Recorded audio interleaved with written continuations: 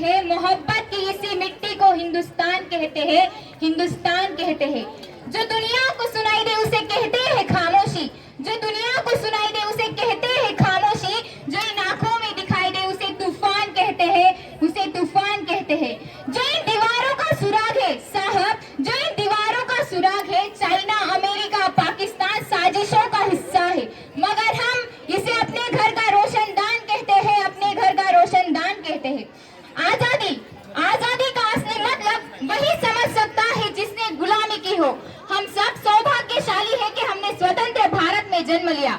जब हम फिरंगियों के फेरे में फंस गए थे तो रंग दे बसंती चोला के एक आवाज पर टोलों के टोले उमड़ाते थे और उनके वंदे मातरम के नारों से खून में आने वाला 5-5 डिग्री का तूफान अंग्रेजी शासकों के जटों में तूफान ला देता था।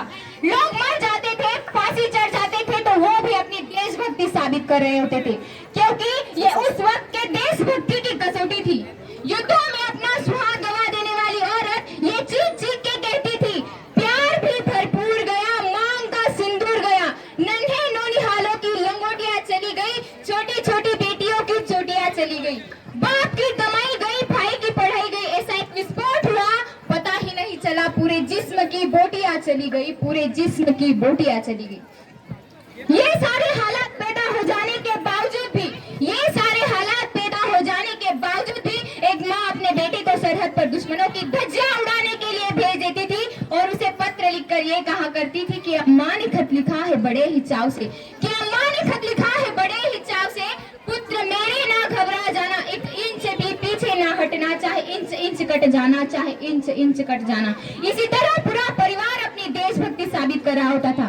तब देश बलिदान मांगता था, तब देश लड़ जाने को कहता था, तब देश मर जाने को, मिट जाने को, फांसी चढ़ जाने को कहता था। बल्कि आज, किंतु आज देश मर जाने को नहीं कहता, आज देश मर जाने को नहीं कहता, आज देश मिट जाने को नहीं कहता, बल्कि मेरे विचारों में यदि कोई व्यक्ति अपना काम पूरी ईमानदारी, पूरी मेहनत और पूरी लगन के साथ करे ना, वही सबसे बड़ा देशभक्त है। अपने समाज, अपने परिवार, अपने राष्ट्र के लिए समर्पण का भाव है देशभक्ति। हर एक देशद्रोही के जीवन में आने वाला तूफान है हमारी सच्ची देशभक्ति, ताकि हर एक देशद्रोही ये समझ सके, तू परिंदा है तो ये आसमान तेरा है, तू परिंदा है तो ये आसमान तेरा है, अगर तू दरिंदा है तो ये शमशान तेरा है, ये शमशान तेरा है।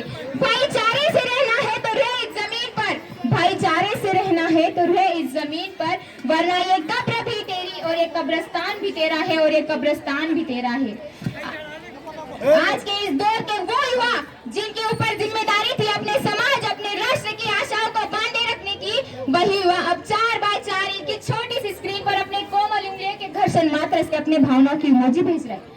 4 बोतल वोट का काम मेरा रोजगारी भारत का भविष्य बर्बाद कर रखा है।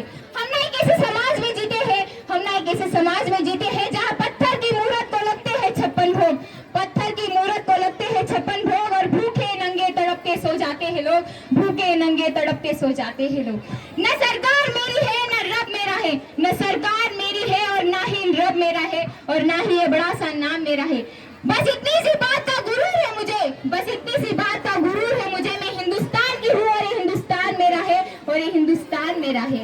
हमारी संस्कृति, हमारी सभ्यता को दुनिया ने शीश लगाया है, तो क्या आस्था के नाम पे हमने अंधविश्वास फैलाया है। बड़ी बड़ी बातें नहीं, छोटी छोटी कोशिशें करनी होगी, क्योंकि ठोकरें हमें पहाड़ों से नहीं बल्कि पत्थरों से लगा करती है। I am an Indian, I am a student, I am a simple daughter of this motherland, be proud to be an Indian. मैं सैल्यूट करना चाहती हूँ सरहद पर दिन रात हमारी रक्षा के लिए खड़े हर उस जवान को, इस देश के पुलिस प्रशासन और किसान को, इस देश के हर उस व्यक्ति को जो अपना काम पूरी ईमानदारी और पूरी लगन के साथ करते हैं। अंत में मैं बस इतना कहना चाहूंगी, मेरा हिंदुस्तान महान था, महान है और महान ही रहेगा। मेरा हिंदुस्तान महान था, महान है और महान ही रहेगा। होगा हौसला सबके दिलों में बुलंद, होगा हौसला सबके दिलों में बुलंद, तो एक दिन पाकिस्तान भी जय हिंद कहेगा।